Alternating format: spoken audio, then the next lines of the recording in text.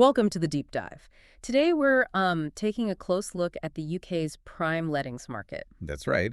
Specifically Q3 2025, using the latest Savills index data.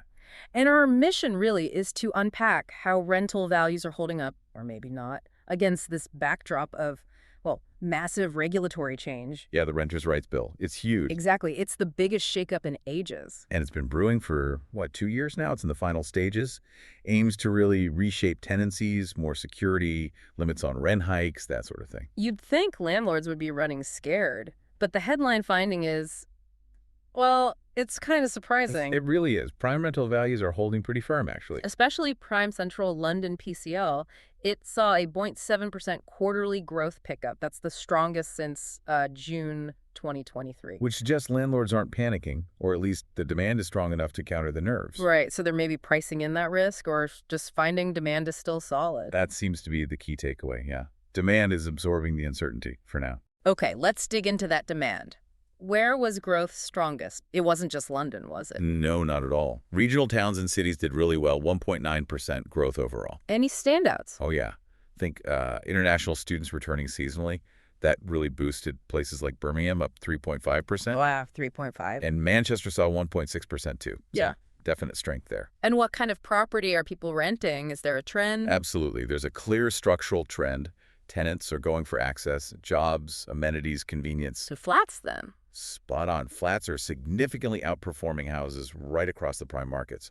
We're talking 2.5% growth for flats. Compared to? Just 0.6% for houses. It's a big gap. And that holds true even in expensive PCL. Yep. Flats grew 1.1% there, while houses barely nudged up 0.2%. Any other reason for flats doing so well in London? Well, Savills suggests some international homeowners, maybe high net worth types who might have bought before, are now looking at letting instead. Puts more focus on the lettings market, especially for flats. Interesting. And that must be helping yields, too. It is. We're seeing gross rental yields improve, especially for flats in West, North, and East London. Average yields getting above 5% now in some areas. So financially, it looks okay on the surface, but what about how people feel? This is where it gets weird, right? The expectation gap. Totally disconnected. It's quite the paradox. Savills pointed this out clearly. So in the prime regions, what were tenants expecting? Get this. 73% of tenants expected rents to fall. A huge majority. Okay. And landlords? Almost half, 47% expected rents to grow. Complete opposite. And even more stark in outer London. Oh, even more so. There, 63% of tenants braced for a fall. But landlords, a massive 88% were optimistic about achieving more growth. 88%. In the face of the renters' rights bill, how do you explain that optimism? What are landlords doing? It looks like a strategic play. They seem to be doing one of two things. Okay. Either holding firm or even raising asking prices slightly, maybe to sort of filter for tenants willing to pay that premium. Right, locking in higher rents before rules change. Perhaps. Or they're really focusing hard on finding what they see as reliable, high-quality tenants.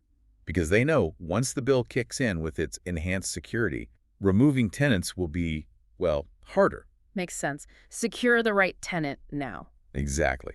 Which might explain why the bill hasn't actually caused a mass exodus yet. Yeah, what do the numbers say about landlords selling up because of the bill?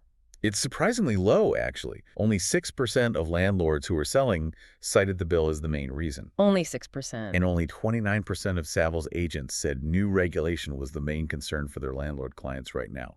Other factors are still weighing heavier, it seems. Okay, so let's bring this together. What does this all mean for you if you're a landlord or a tenant navigating this? We've got solid rent growth. Yep, and pretty strong landlord optimism. Butting right up against this absolutely massive regulatory change that's definitely coming. It's a strange mix, isn't it?